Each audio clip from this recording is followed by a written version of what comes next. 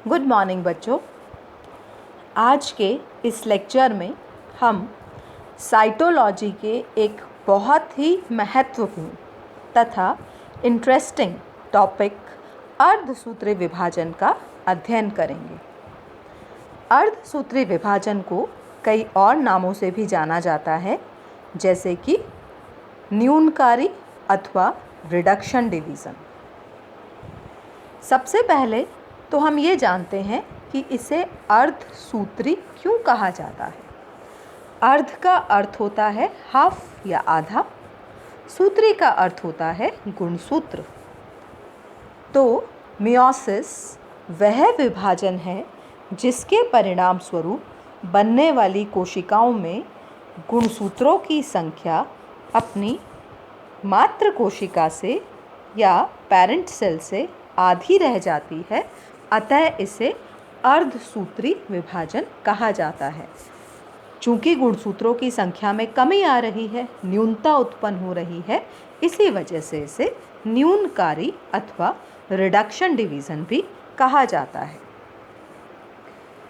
Meiosis fertilisation या निषेचन की विपरीत प्रक्रिया है।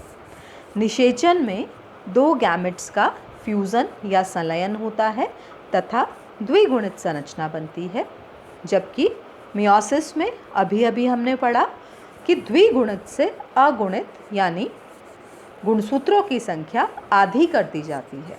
So this is the opposite phenomena of fertilisation. किसी भी सेक्सुअली रिप्रोड्यूस करने वाले जीव में मियोसिस एक बहुत ही महत्वपूर्ण प्रक्रिया है, क्योंकि इसी के द्वारा पीढ़ी दर पीढ़ी गुणसूत्रों की संख्या को कांस्टेंट अथवा निश्चित रखा जाता है, जो कि किसी भी जाति का एक महत्वपूर्ण गुण है।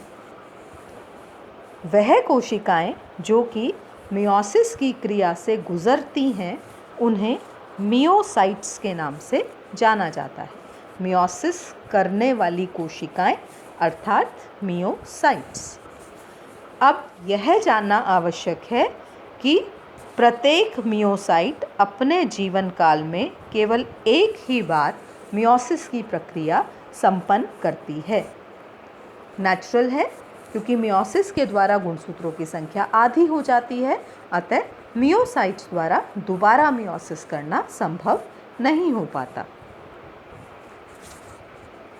यह चित्र आपको मियोसिस के बारे में संक्षेप में बता रहा है। एक मदर सेल मियोसिस के द्वारा 4 डॉटर सेल्स का निर्माण कर रही है। साथ ही प्रत्येक डॉटर सेल में गुणसूत्रों की संख्या अपनी मदर सेल की तुलना में आधी रह जाती है।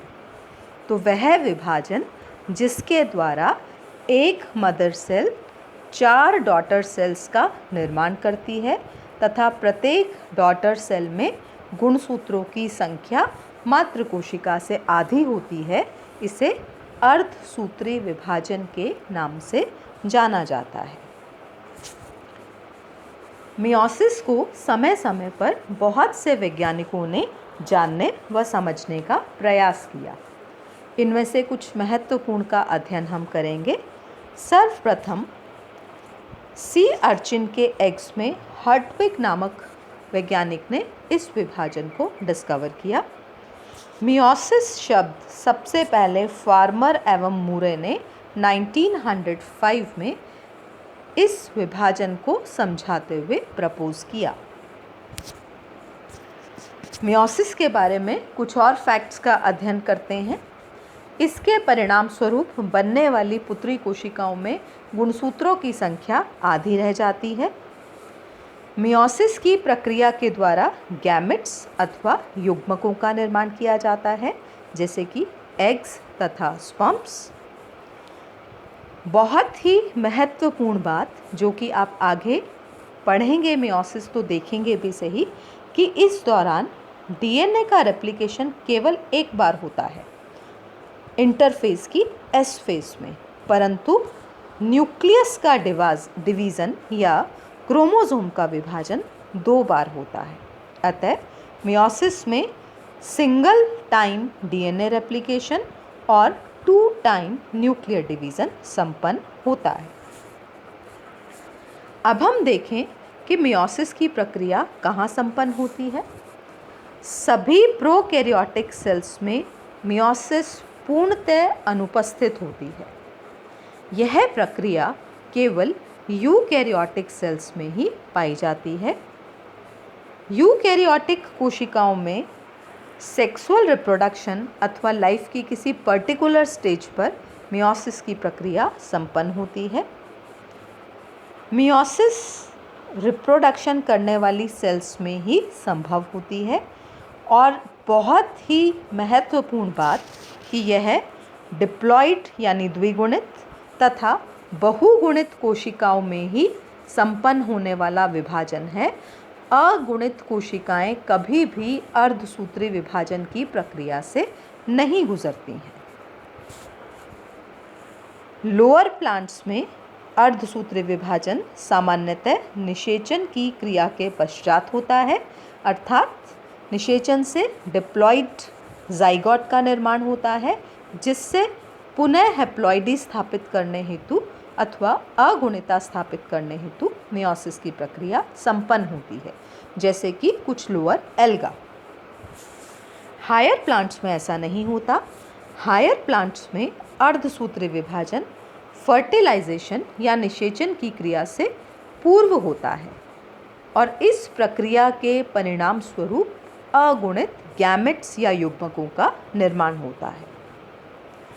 एंजियोस्पर्म्स के केस में मियोसिस कुछ निश्चित स्थानों पर ही संपन्न होती है, जैसे कि माइक्रोस्पोरेंजियम या लघु बीजाणुधानी, जिसके अंतर्गत पॉलन ग्रेन्स का निर्माण होता है, तथा मेगास्पोरेंजियम या गुरु बीजाणुधानी, जिसमें ओवम अथवा एग का निर्माण होता है।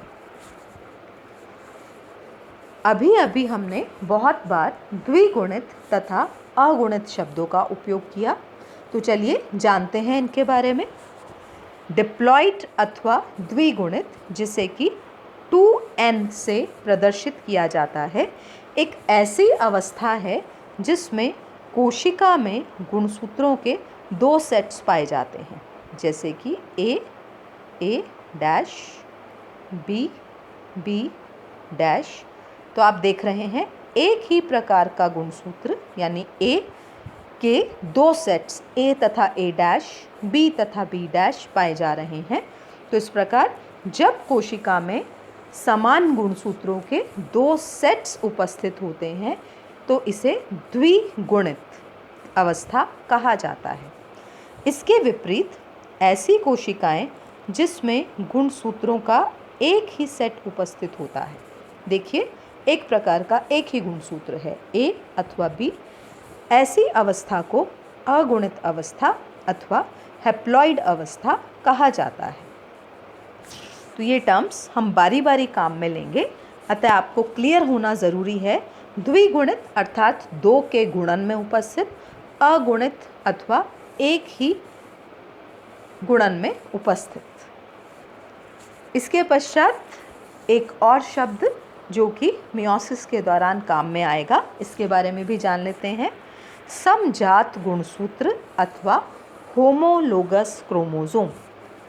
समजात गुणसूत्र ऐसे गुणसूत्रों के लिए काम में ली जाने वाली टर्म है जो कि एक दूसरे के समान होते हैं, शेप में, पोजीशन में तथा जीन्स की संख्या तथा इन्फॉर्मेशन के संदर्भ में एक दूसरे से समानता रखते हैं, परंतु ये अलग अलग स्रोतों से प्राप्त होते हैं, अर्थात अलग अलग पेरेंट्स से प्राप्त होते हैं।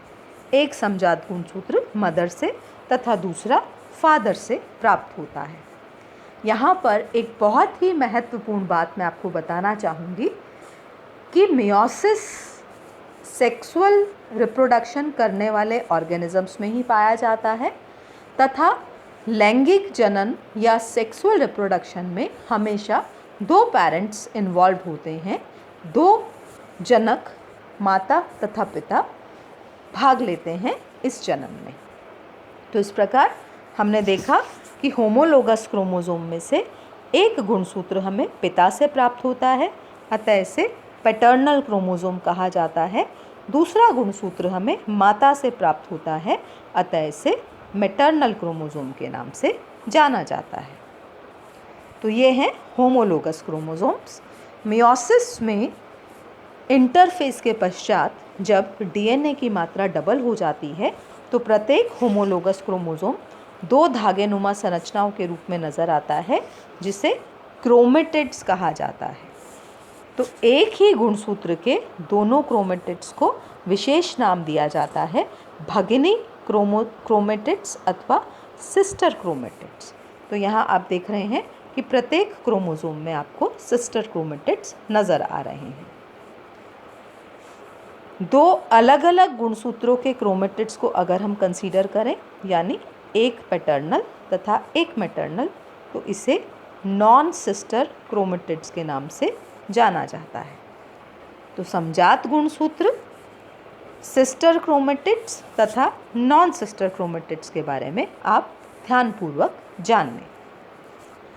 एक और टर्म जो कि सामान्यतः बच्चों को कन्फ्यूज़न क्रिएट करती है, वो यह है कि द्विक अथवा चतुष्क यानी डायाड अथवा टेट्राड किसे कहा जाता है। तो आइए इसको भी हम जान लेते हैं। प्रत्येक गुणसूत्र रेप्लिकेशन के पश्चात डीएनए की मात्रा डबल होने के पश्चात दो भागों में बँट जाता है, यानी टू सिस्टर क्रोमेटिड्स में बँट जाता है, और इसी को द्विक अवस्था कहा जाता है। तो यहाँ आप देख रहे हैं एक गुणसूत्र विभाजन के पश्चात डीएनए रेप्लिकेशन के पश्चात दो धागेनुमा संरचनाओं में बँट गया है, जो कि सेंट्रोमियर से आपस में जुड़ी हुई हैं, और इन दोनों धागेनुमा संरचनाओं को सिस्टर क्रोमेटिड्स कहा जाता है और इस अवस्था को द्विक अवस्था के नाम से जाना जाता है। अब जब ऐसे दो होमोलोगस क्रोमोसोम्स आपस में पेयर करते हैं तो हमें टेट्राड अवस्था या चतुष्क अवस्था, जिसे बाइवेलेंट या युगली भी कहा जाता है, यह अवस्था प्राप्त होती है। तो क्या है ये टेट्राड अवस्था?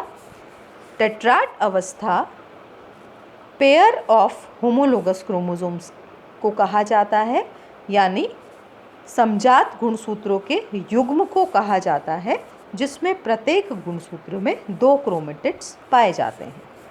यह चित्र आपको बहुत ही अच्छे तरीके से द्विक तथा चतुष्क के रिलेशनशिप को बताएगा।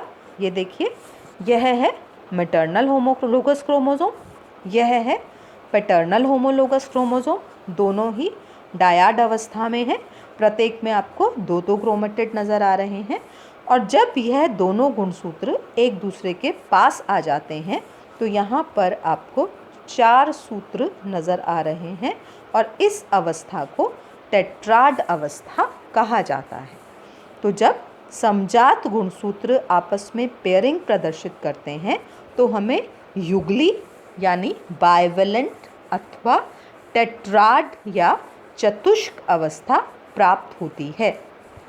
फर्दर मियोसिस में जब हम विभिन्न स्टेजेस का अध्ययन करेंगे तब हमें इन टर्मिनोलॉजीज़ के बारे में जानना आवश्यक होगा, तथा इनको समझकर ही हम फर्दर स्टेजेस का अध्ययन कर सकते हैं। तो यह थी मियोसिस के बारे में बहुत ही जनरल इन्फॉर्मेशन और कुछ तकनीकी टर्म्स के बारे में विवरण। अगले वीडियो लेक्चर में हम मियोसिस फर्स्ट का विस्तार पूर्वक अध्ययन करेंगे। धन्यवाद।